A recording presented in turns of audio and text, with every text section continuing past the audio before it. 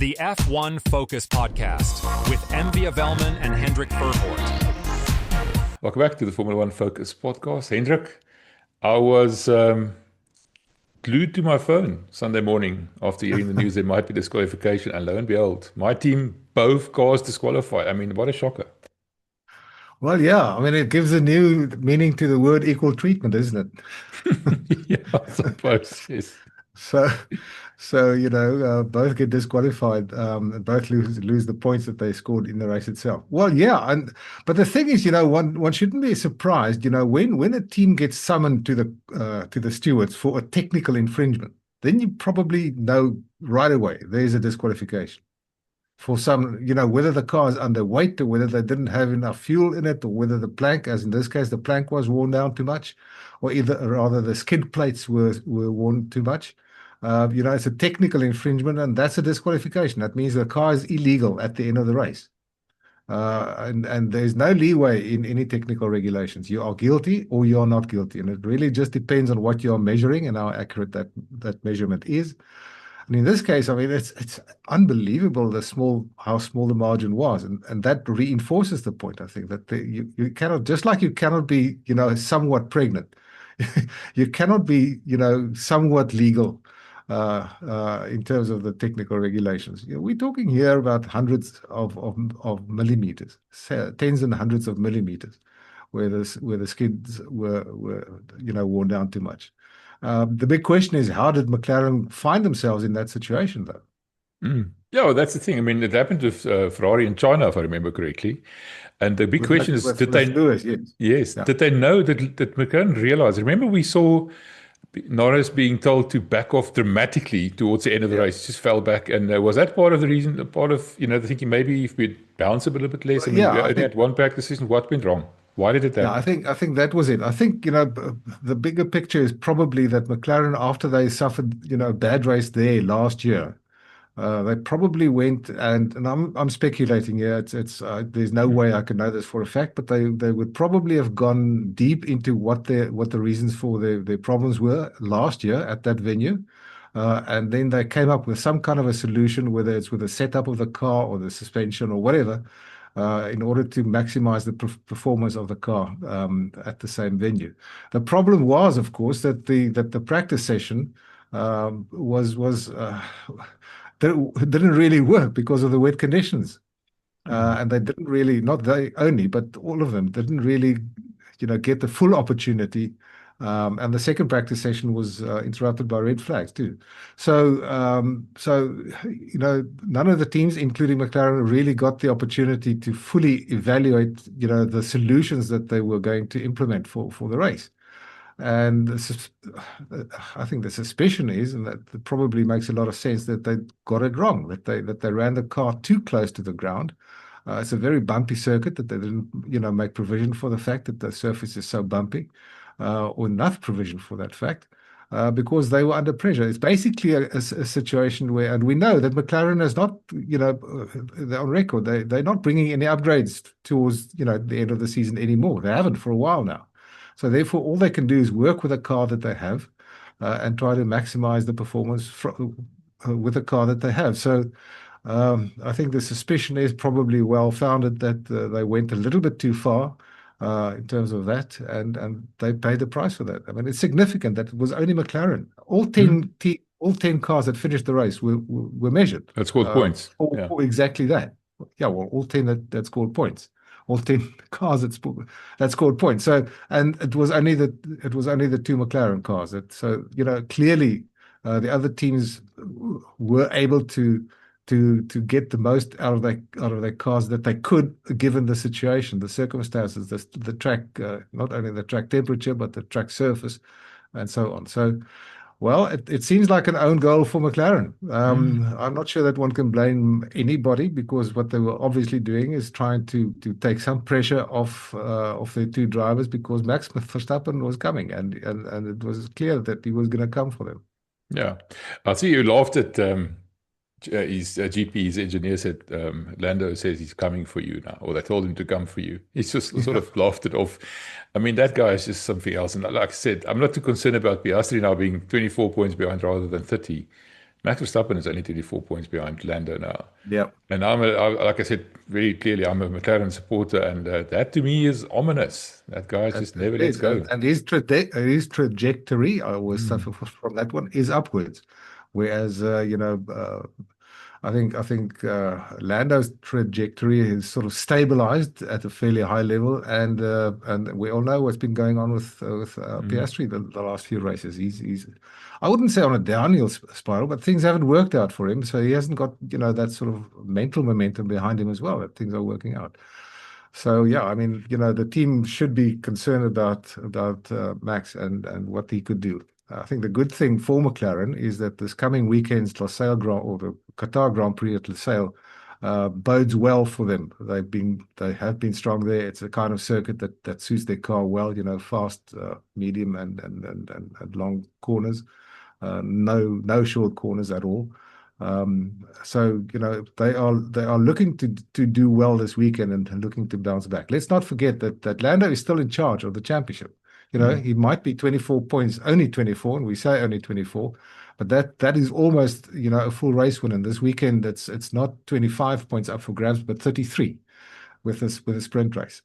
So Lando is in charge, and basically what it means that if he outscores Piastri and or Verstappen by 2 points over the course of the weekend, which means that there will be, that if he outscores them and he has 26 points in his pockets after the weekend, there's only 25 available at Abu Dhabi. So that's the championship. He can, he can actually clinch it this weekend, depending on what goes. So, if he outscores either of the two of them, that will eliminate the other one. So that's basically. I'm not going to say if somebody finishes fifth and the other one is seventh, that sort of thing. But Yeah. Lando basically needs to outscore one or both of them by 2 points over the course of the weekend. That means the sprint and the Grand Prix, and that means that he will either eliminate the other one, or if he outscores them by more than that for both of them, then he could actually clinch it this weekend. Unlikely. But I mean, still likely, but possible. it's possible. I mean, mathematics does work like that. Yeah, sure. Right now, things are not all that rosy in McLaren. There's lots of disharmony. There's a lot of memes floating around. Who whispered in the FIA's ear? Was it Mark Webber? Was it Oscar Piastri? About having to check the planks. If it was Oscar, it would have been an own goal. Talk about an own goal. But, what do McLaren do now going forward? Do they support Lando full out and tell Piastri to back off and they're going to support Lando? Or are they still going to stick to the papaya rules and let the racing happen? I mean, the stakes are completely different than they were if these two cars were not disqualified. Yeah, absolutely. And if there was no Max Verstappen. So in the picture. So well, the short answer is I don't think so. I think they're going to stick with their papaya rules. That's the attitude. That's the approach that they've had, and they have said so on many occasions. Both the team principal and the big boss, Zach Brown, have both said that's the way we're going to go racing. And if we pay the price, then so be it. So that's their attitude. I do think, however, that they should implement some kind of an order between the two drivers. And here, I'm not going to say that they should tell Piastri if Piastri leads Lando, if Oscar leads Lando in the race. I'm not saying that they should tell him to move over and let Lando have the win or gain that position. That's not what I'm saying. But what I'm saying is, if Lando is ahead of Oscar, and Oscar can play some kind of a role instead of attacking his teammate, but say holding back with Max, can play some kind of a role to assist Lando. That's, I think, the approach that they should take. I'm pretty sure they're not listening to me, but I think that makes a lot of sense. This is not team orders. This is not, telling one driver. This is not the team. Well, of course, they will be favoring the one driver, and that's the one that leads the championship with only 2 events to go.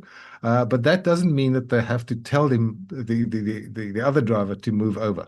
And to give up a position in favor of the one of Lando in this case. So all I'm saying is that it would make sense from a team point of view to ask Oscar to play a supporting role if Lando happens to be ahead of him in the race. If Oscar qualifies on pole position and he takes the lead and he holds the lead and Lando is in second place, then no, absolutely not. then Oscar is there and is there on merit. And if he then, clinches the victory, absolutely, that would be the way to do it, on merit. So and then obviously that would take the championship decider to Abu Dhabi. As I said earlier on, it could well end this weekend. But I think that's the way that they should approach it, really. It's reminiscent of Sergio Perez 2021 in Abu Dhabi. Playing a bit of a teammate role, of blocking Lewis Hamilton or keeping him busy and allowing Max to stop he has done that also on I think one occasion for Max this year. But yeah, I mean, that is a team playing within the rules to try and get the benefit for one of their drivers. That's not illegal. That is not unsporting. That is the way that you go racing as a team. But again, I think it depends on what the situation is. I think what the track positions are, how their strategies work out. Let's not also forget that this weekend we're gonna see a compulsory two-stop strategy. I was about to ask you. Pirelli has decided, despite the fact that they've got the 3 hardest compounds there, Pirelli have decided that they're going to limit cars to run only 25 laps. This is a 57-lap race, only 25 laps per set. And that counts whether it's behind the safety car or in a virtual safety car situation or anything. Only 25 laps per set of tires. That means with 57 laps, you have to stop twice. So it's a two-stop strategy, and anything can happen. Pit stops can go wrong. People can come out in a position where they don't want to come out, or in the traffic or whatever. So it's going to be fraught as far as the strategy. They may all be on the same two-stopper, but they're not all going to come in at the same time on the same lap. So things are going to be, I think, pretty interesting from that point of view, and that could just throw a few spanners in the works for the whole championship situation as well. Talking about Las Vegas' place on the calendar quickly, I see both Carlos Sainz and Fernando Alonso kind of, raise their voices or objections to the fact that they, Brazil, go back to Europe for a week or two, get used to the time zones, and then have to go back to Las Vegas. It's in the middle of winter. It's late at night. It's such it's typically almost apt that it's a bit of a gamble going there with the tires and the conditions and everything else. Do you think the Las Vegas race belongs here in the calendar? I mean, and it's a triple header, which makes it even worse. Well, I think the triple header is the problem. The thing is, on paper, it's a much better idea to go from Sao Paulo to Las Vegas and then have a week break and then have the 2 Middle East races, consecutively. But I do believe there's, one of the issues is that Las Vegas only has this weekend available at this time of the year. It is the quietest, apparently. I don't know exactly why. Is it the week before Thanksgiving? I think it's the quietest weekend of the year for them in the city, and it therefore makes the most sense that you're going to close down the city for a couple of months beforehand to build the track, and for the week before the race itself to sort of close everything down in order for the race weekend, because the benefit that the city gets from it and the local economy gets from the event is so much larger than it would have been otherwise. So that's the reason why they choose. But a lot of people are unhappy about, including a lot of Las Vegans. Business people that are losing business, and the difficulty moving around. And we tend to forget that it's a city race, so therefore you have to close roads in the city. And just think about what would happen in a place like Johannesburg or Cape Town if for a couple of months, every year you have to close the city and divert traffic, and you have all kinds of heavier traffic problems than you have already. Anyway, lots of people are going to be unhappy about. That's a different subject. I think the idea is that Formula One. I know that they are aware of the problem, and the problem is not really for senior people. They are not the ones that are suffering from a lack of sleep. They are the ones that travel in first class, and some of them obviously in their own private jets. So to them, even the 15-hour drag from Las Vegas to Qatar wouldn't be so much of a problem. But it's the teams, team members, the mechanics, the technicians, the guys, the workers. Let's put it that way. The catering people. All of those people have to juggle these kind of logistics around. So but I think Formula One as an organization is aware of this, and they have already succeeded in changing the Canadian Grand Prix date for next year to pair with Miami, because that makes a lot of sense. And Formula One also, would like to minimize unnecessary air travel for green reasons. Formula One has got the net zero aim for 2030, and if you can minimize air travel, and including probably sea travel as well for the so that you can make it more logical in terms of having events in one region or in one time zone together. But it's not always practical. It's not always possible, and lots of people will have to sacrifice a lot of things in order to make that work. We'll talk about the Qatar Grand Prix. Let's talk about those tires again. It happened, I think, 2 years ago as well. It was a similar story. What's the reason for that? Is it track too abrasive? What is it? Yeah, it was 2023. And the other thing to remember is that the LaSalle track is actually a MotoGP track. And the curbs for a motorbike race are normally different from those for a car race. And 2 years ago, in 2023, the first time that they raced there on that track, it was not quite suitable for Formula One, and the tires were not quite suited for that specific. The track surface itself is very abrasive, but it's mainly the curbs and the damage that gets done to the sidewalls of the tires because of the heavy, lateral forces being exerted on the tires as they negotiate the corners. The fear was 2 years ago that they would damage the tires and there would be blowouts, and that could create dangerous situations for not only the drivers but also for track personnel and maybe even spectators. Although there's not a lot of spectators in Qatar. I think last year was less than 40,000 on race day. But anyway, so what happened 2023 from memory is they limited the stints to 18 laps, which meant it was a 3-stop race. And then the curbs were changed for last year's race, and there was no limitation. I think Pirelli also came up with maybe a stronger construction. So last year there were no limitations. But this year, again, the downforce, the speeds, everything has changed. It's stronger than it was last year as the teams have been able to develop their cars. So this year, again, from a safety point of view, Pirelli decided we're going to not risk anything. We will not do 18 laps. We will make it 25 laps, so we'll make it a 2-stopper instead of a 3-stopper. And I think that's basically it. Other thing that happened in Qatar, if I remember correctly, is the drivers were very, very hot. I mean, some of them vomited in the crash. I think George Russell did. Was it this race? Yes, it was. Is this the one? Again, it's from memory. This is where the talk of compulsory cooling vests started to come out.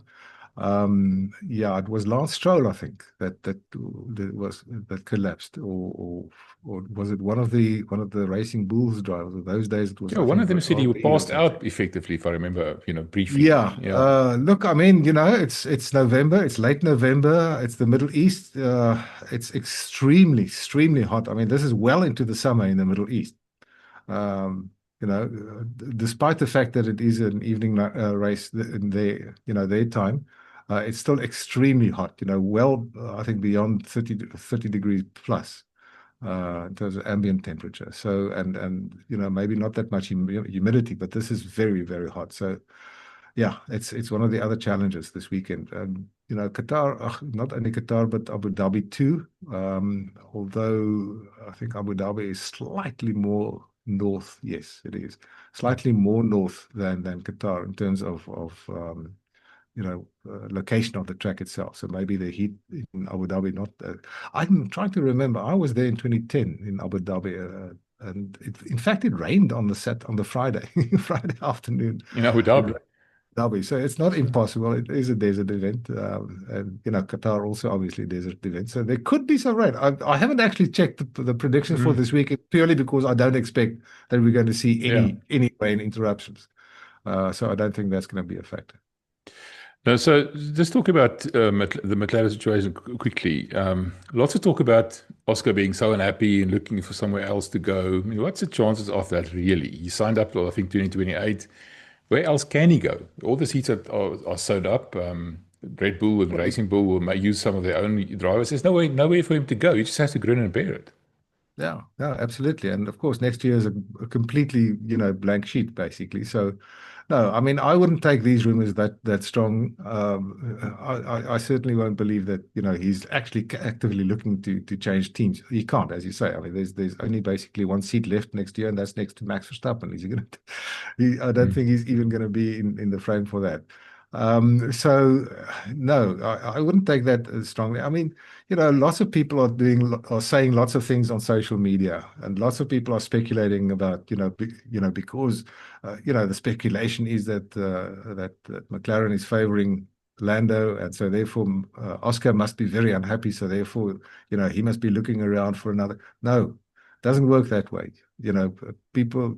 Despite the popular belief, there are contracts in Formula One, and in most cases, those contracts are followed and honored. It simply wouldn't make sense for him to leave. Who knows? McLaren could be strong next year.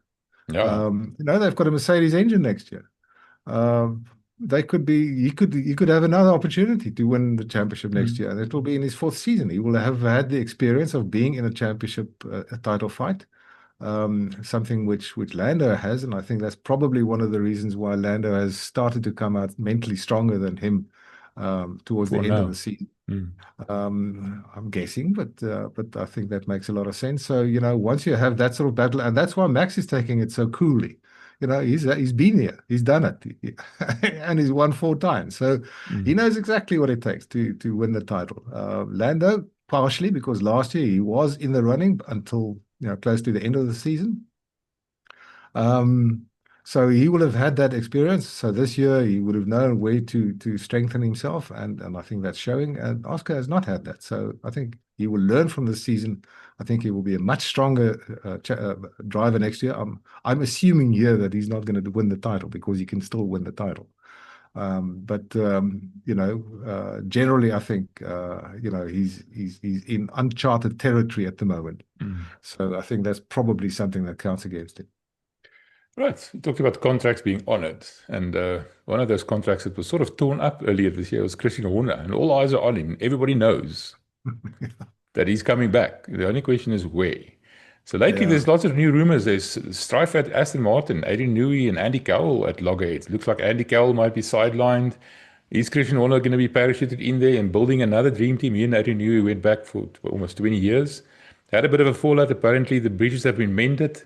Honda's coming on board. I mean, things are looking rosy for Aston Martin.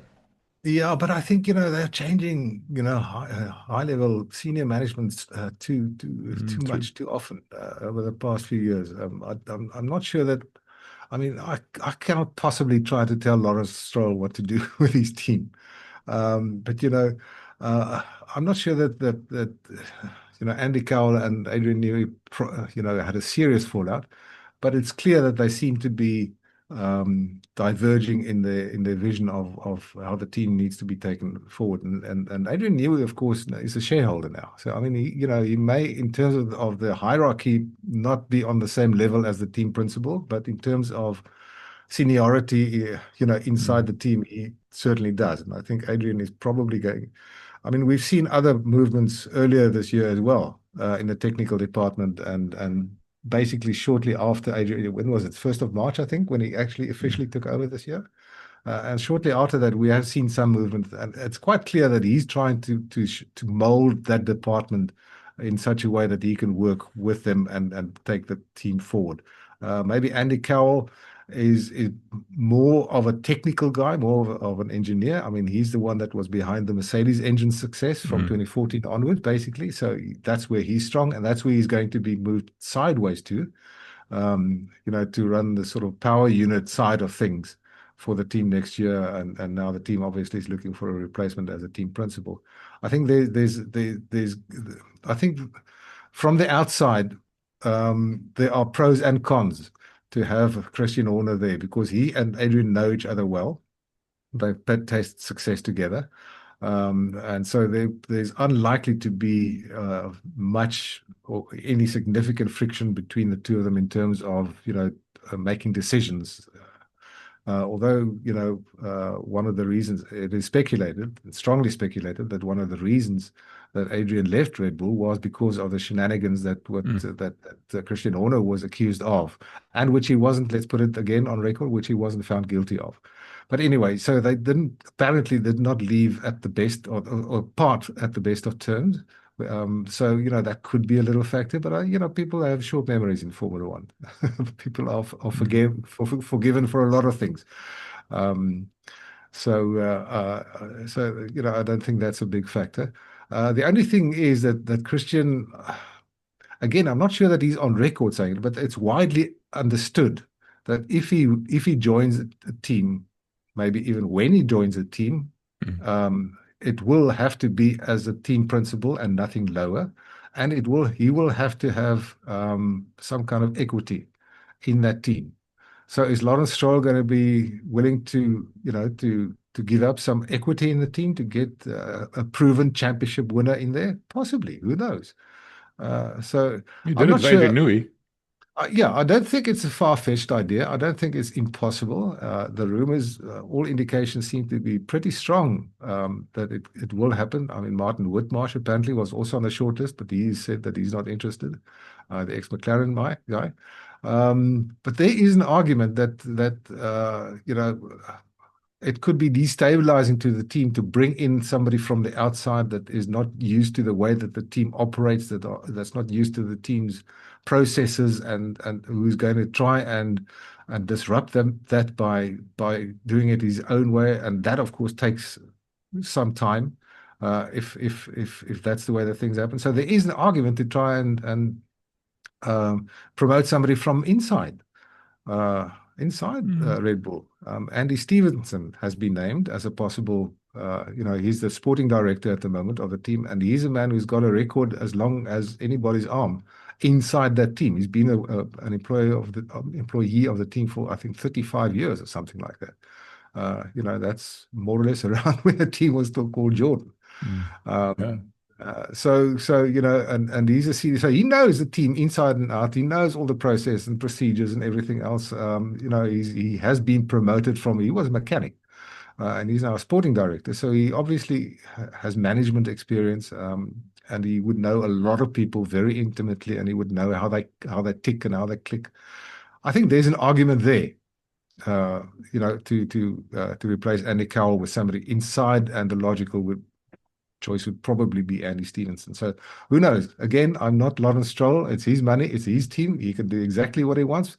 Whether it's going to be the right thing for the team, only time will tell. No, I think he's got too much ambition. I think it's also maybe a bit seduced by signing the big names. No, Lawrence Stroll. Oh, Lawrence. Oh, I see. Yeah. It's a coup to get Adrian Newey. It's a coup to get Fernando Alonso. It's a coup to get Christian Horner. And another part of that package is Honda. And like I said to you when we started talking about this earlier this week, Max Verstappen was singing the praises of his good relationship with the Honda people. How well he got along with them, for how many years they've been working together. And we know, I just said about Lawrence Stroll signing big names. Can you imagine how excited he must be about the possibility of signing Max Verstappen, with Honda and Adrian and Christian Horner, effectively duplicating what Red Bull was until very recently. Well, I mean, that's possible. Not next year. That's not going to happen next year, obviously, but it's possible. Fernando's contract, I think, runs out 2028. So is he going to stay in if the team is not competitive next year, is he going to stay in 2027? Could that be an opening to try and get Max over if Red Bull and their new Ford assisted power unit are not successful? Would Max try to leave after next year? So that opens a possibility. It certainly does open the possibility. I think we are very far away from that, but it does open the possibility, because I cannot see Alonso and Max in the same team. I certainly cannot see that. No, it's never going to happen. But Alonso could leave, conceivably could leave by, let's say, the end of, for 2027. And Max could conceivably be on the market for 2027. So they were, I mean, Lance's position is probably not under any threat. But it's conceivable that in 2027 or maybe even 2028 that Max could join could join the team along with, as you say. I mean, they've got a Honda, and who knows what Honda is going to be able to do as far as the power unit is concerned from next year onwards. So lots of things are possible. At this point, I think it's a little bit far away to make it a probability. I think the biggest thing that counts against either Christian Horner or Max Verstappen going there, I wouldn't say one or the other can't go, but them to being there together is a history between Horner and the Verstappens. Well, There's a lot of animosity there. Is Lawrence going to be willing to inherit senior Verstappen? No. Is he gonna allow him to play the kind of role that Jos has been playing in Red Bull up to now? I think I didn't see the details, but he was very vocal again, Jos, after the McLaren disqualification last weekend. So he's there, and he's always going to be there. If Max is there, you get Jos as well. Yeah, it's part of the package. Lastly, you talked about Fernando Alonso, and it raises a question. I saw lots of rumors starting to circulate, and sometimes and often where there's smoke, there's fire. A fed-up Lewis Hamilton calling it quits sooner rather than later. And obviously we're going with that, maybe Fernando Alonso, but let's talk about Lewis. What's your thoughts on that? Well, again, Lewis and Fred was here has basically said everybody should just calm down. Lewis, the results are not showing, but I mean, he has had some strong performances in the last few races, including qualifying well and including running up from the back of the field to 10th. But Lewis says things when he gets out of the car. And Fred has said, let's not take that too seriously. The adrenaline is still pumping. He's maybe still upset about something, and he's saying things like, it's a complete disaster, and he's not looking forward to next year, and things like that. I think that's probably right. That we should not take Lewis too seriously when he steps out of the car. When he goes back and he has a good look at the data. And sees that it's maybe not as bad as he thinks it was, then he would probably also calm down a little bit. Again, I've said this on many occasions. If Lewis is there for the longer term, the medium and longer term at Ferrari, and I think he's pinning a lot of his hopes on the performance of the car next year. I mean, Ferrari has not been able to do anything about the ride-out problem for basically the entire season. Ever since, as you said earlier, ever since Lewis was disqualified for that reason in China, they've been trying stuff, and depending on circuits, it may be or may not be successful. But the inherent problem of the current, the SF25, is it cannot run as low as it should to be effective. And of course, the team looking at next year, they're not putting too many resources into this year's car, and especially not towards the end of this season. They have to run the car at that they've got. And somebody has said that the SF25 is certainly not going to end up in a museum. Yeah. Because nobody likes this car. They're not quite going as far as Alain Prost did, calling it a donkey.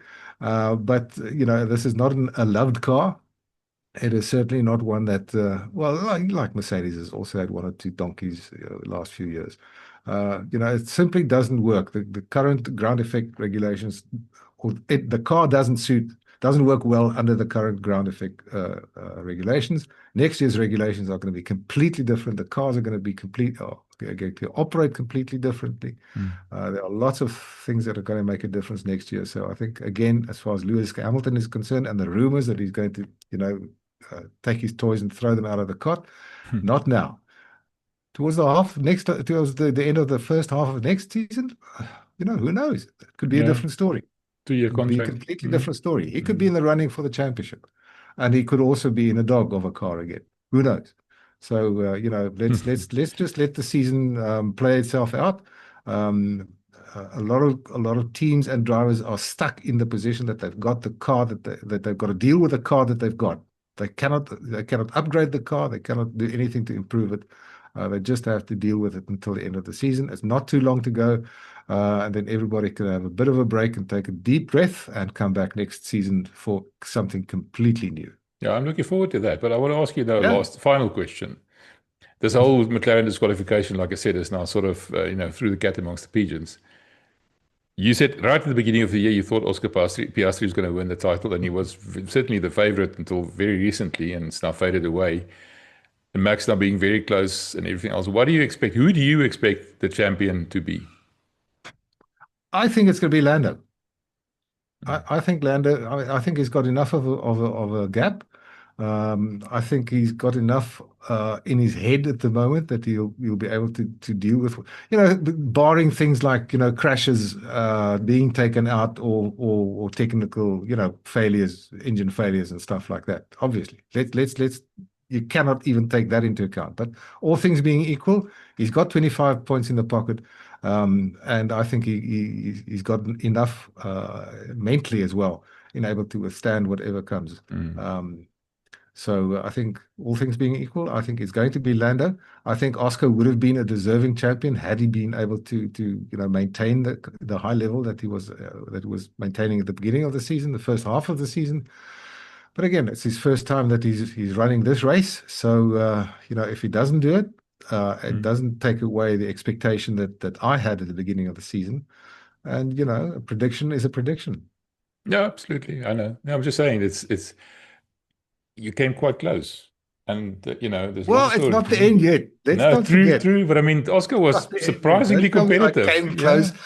I came close when the season is over and it didn't work out. So let's see what happens. Okay, well, I'll make a note somewhere that we talk about how close we actually came. We'll talk about it after Abu Dhabi. We'll see. Yeah. All right, Hendrik, thanks, man. Appreciate it. It's always nice to talk to you. Pleasure. Talk to you again. The F1 Focus Podcast with MV Welman and Hendrik Verwoerd.